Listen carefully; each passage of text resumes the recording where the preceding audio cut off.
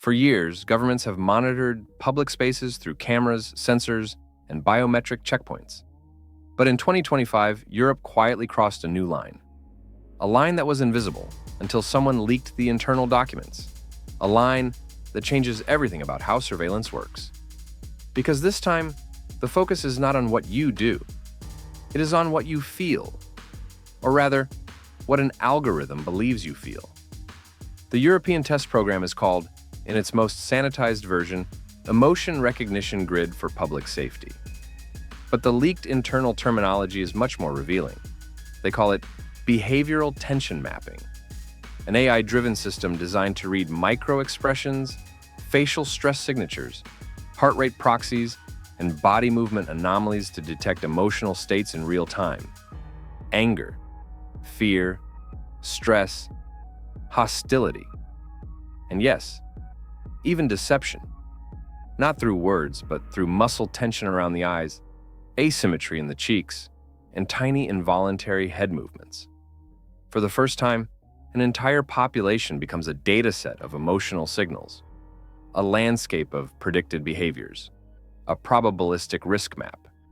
Instead of watching what people do, the system watches what they might do next. And that shift is a revolution in silent policing. Publicly, the EU pilot is framed as a response to rising violence in transport hubs, stadiums, and large urban gatherings. But the leaked model specifications show a much deeper ambition. The system is not only designed to detect aggression, it is designed to categorize emotional instability at scale. It assigns risk levels based on micro-emotional drift, a metric calculated from subtle changes in facial heat, micro-tremors, and posture dynamics captured by high-resolution video analytics. In other words, the grid evaluates you without your consent. It becomes a silent psychological scanner running across entire cities. And the craziest part is that most people won't even know it exists. The cameras look ordinary. The network looks like any other CCTV grid. The difference is the invisible software layer on top, a neural recognition system trained to decode human emotion with military-grade precision. Imagine walking through a train station. You don't interact with anyone. You don't speak. You don't touch anything. But the system flags you because your micro-expressions are similar to patterns associated with pre-conflict escalation, or signs of panic, or signs of deceptive intent before a crime. In less than a second, your emotional signature is transmitted to a monitoring hub. Your profile is added to a real-time chart of urban emotional flows.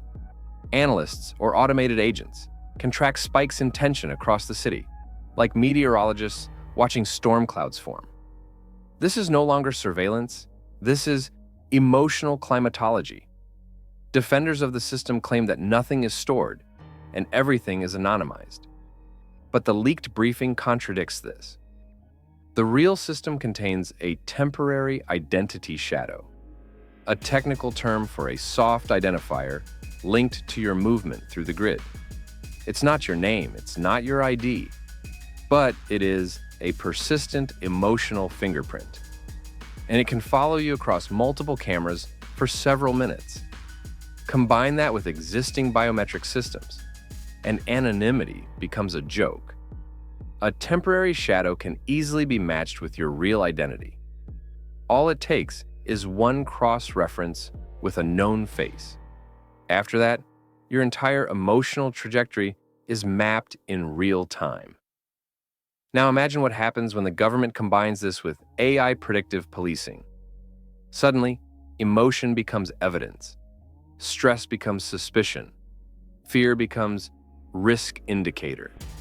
Hostility becomes pre-event alert. And deviation from normal emotional baseline becomes a justification for intervention. A bad day at work could place you on a behavioral watch list. A panic attack in public could trigger a security response. A moment of frustration could cause automated alerts to nearby patrols. And because the system is probabilistic, not deterministic, you can never argue with it. An algorithm does not need certainty. It only needs confidence levels. The pilot reports show alarming numbers. The grid does not just detect anger, it predicts it. The system tries to forecast whether you are about to escalate emotionally within the next 15 to 45 seconds. That small window is exactly what pre-crime algorithms need. Enough time to pre-position security. Not enough time for you to prove you are innocent. According to internal benchmarks, the model reaches an accuracy of 72% in predicting near-term emotional escalation. That number may look low, but for an algorithm operating on thousands of people simultaneously, it is terrifyingly powerful. Because the cost of a false positive is not borne by the system, it is borne by you. Another concerning element: the leaked documents mention training sets sourced from non-consensual video feeds in high-density zones, collected across multiple EU countries. This means emotional data has already been harvested in the wild. Citizens were scanned, analyzed, classified, all without explicit permission. The entire program relies on one dangerous assumption: that machines can objectively interpret human emotion. But emotion is context. Emotion is culture. Emotion is personal history. A model trained on one population will misread another. A stressed person could be labeled hostile. A grieving person could be flagged unstable. A neurodivergent person could be classified unpredictable. A society where your internal state becomes a monitored variable is not just a monitoring system, it is a behavioral regime. It shifts the default assumption of governance. Instead of trust, it starts from distrust. Instead of presumption of innocence, it moves toward presumption of potential risk. The pilot is currently running in 5 European cities whose names have been partially redacted, though hints point toward Berlin, Rotterdam, Barcelona, Lyon, and Prague. Each city deploys between 300 and 600 emotional recognition nodes connected to a central analysis cluster. The system refresh rate is insane: 25 emotional frames per second, meaning your state is reevaluated every fraction of a second. And here's the part that really crosses the line. The grid is not only about reading emotion, the next phase is about influencing it. The internal roadmap talks about environmental de-escalation protocols. This means the system will eventually adjust lighting, sound cues, public messaging, and even crowd flow to manipulate collective emotional states. A city that reacts to your emotions is one thing. A city that tries to modulate them is something else entirely. This is the beginning of algorithmic governance of the human interior, a future where your inner world is treated as a variable in a security equation, where emotional freedom becomes a risk factor, and where the safest citizen is the one who feels nothing detectable. What is happening in Europe is not an isolated test, it is a prototype. If the grid works, it spreads. Transport systems, shopping centers, stadiums, public buildings, border gates. Anywhere with a camera becomes a node in the emotional mesh. For the moment, the public knows almost nothing. No press conference, no democratic debate, just a pilot quietly expanding while everyone is distracted by bigger news cycles. But the truth is simple. When a government can read emotions at scale, society enters a new political era. Not of physical control, but of psychological governance. The emotion recognition grid is the first map of the inner human terrain. And once that map exists, it will be used, because no system like this is ever deployed only for safety.